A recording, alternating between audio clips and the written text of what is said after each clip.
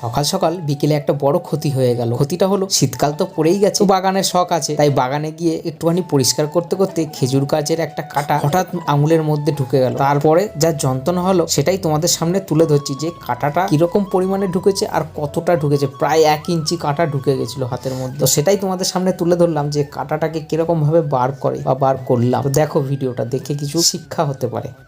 খুব শান্তভাবে বার করতে হচ্ছে, কারণ বিশাল যন্ত্রণা করছে।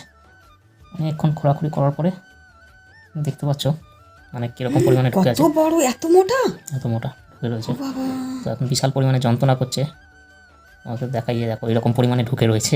তোমরা ভাবছো এইসব কী সব জিনিস দেখাচ্ছে, মানে সবাইকে সাবধানে থাকার জন্য এই জিনিসটা, আর খুব সূক্ষ্মভাবে। বড় এ না বার করলে তো অবস্থা খারাপ হয়ে যেত। দেখতেই ওই জন্য পাচ্ছ। খট খট করে লাগছিল, জানো তো।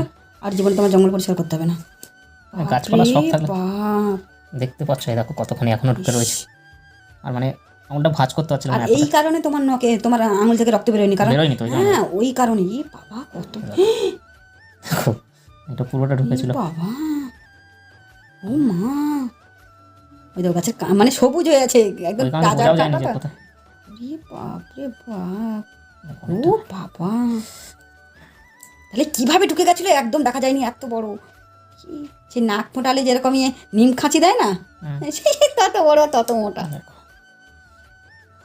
এটা সোজা করে এখন বের করি, কারণ দেখো বাপরে, এইটা ঢুকেছিল।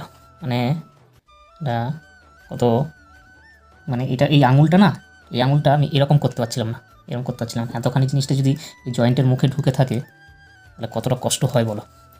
যাই হোক, এরকম তোমরা একটুখানি সাবধানে করবে। আমি সাবধানে করিনি বলে আমার আজকে, আর এই সন্ধ্যাবেলা করেছিল না, ওই কারণে দেখো মানে না থাকলে তুমি বলে বার করতে পেরেছো। হ্যাঁ, এইগুলো আসলে কি, এগুলো কাউকে দিয়ে বার করাতে গেলে সে বুঝতে পারবে না ব্যাপারটা, মানে যন্ত্রণাটা কতটা কি হচ্ছে।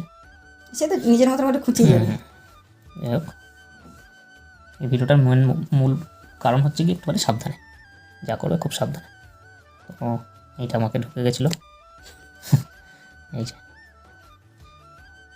ঠিকই আছে। এতখানি জিনিসটা এইটুখানি গর্তের মধ্যে ঢুকেছিল। এবার এখানে একটুখানি নুন দিয়ে দাও, ব্যাস খেলা শেষ হয়ে যাবে। নুন দাও দেখি, এখানে নুন দিলে সমস্যার সমাধান হয়ে যাবে। জানো তুমি জানো, একটু নুন দিয়ে দিই, 2 দানা 3 দানা নুন দিয়ে দিলে জ্বালাটা। ওই জন্য এতটা খুঁড়েছো, রক্ত বেরোনি। আমি বলি রক্ত বেরোনি কিন্তু, আর আমি তো বুঝতে পারছি এখানে রয়েছে। দেখো নুন দেওয়াতে এই জায়গাটা যন্ত্রণাটা একবারে মরে যাবে। একটুখানি জ্বলবে আমার কাছে, একটুখানি, কারণ আমি শক্তিশালী বডি তো আমার। দেখো ঠিক হয়ে গেল। দেখতে পাচ্ছ গর্তটা, দেখো গর্তটায় 4-5টা নুনের দানা চলে এলো। কোথায় গেল আমাদের কাটা মশাই? এই যে নুন কোটের পাশে। এই যে ঠিক আছে, সমাপ্ত।